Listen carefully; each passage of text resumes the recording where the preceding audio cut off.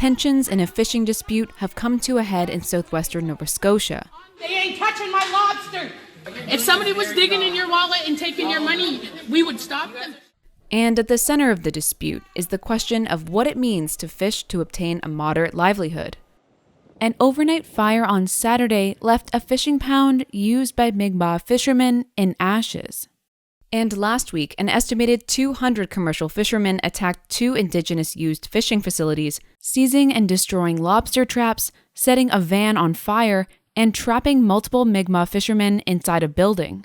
Put them down! What are you doing?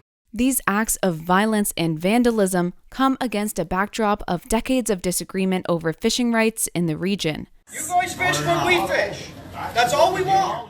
But to understand the ongoing dispute between Indigenous harvesters and commercial fishermen, we have to go back even further to pre-Confederation times.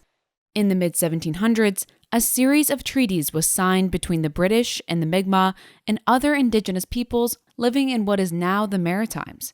These agreements became known as the Peace and Friendship Treaties. The British wanted to maintain good relationships with the Indigenous peoples here, recognizing that they had military might, but they also wanted to live in coexistence. So these treaties were not about, like later treaties, land cession. It was about maintaining sort of peaceful coexistence.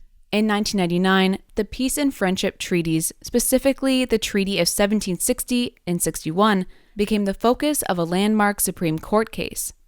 The case centered on Donald Marshall Jr., a Mi'kmaq man who, in 1993, after catching and selling eels, was convicted on charges of fishing out of season and without a license.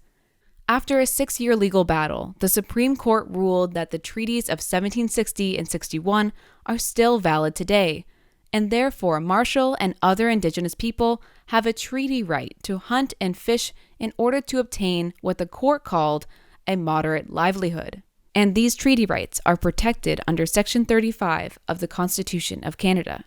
In Nova Scotia and other parts of Mi'kma'ki, Indigenous people, because of displacement, because of racism, face several challenges in terms of poverty and being left out of the economy and trying to get into the economy. So this is pretty significant in terms of a recognition in that regard.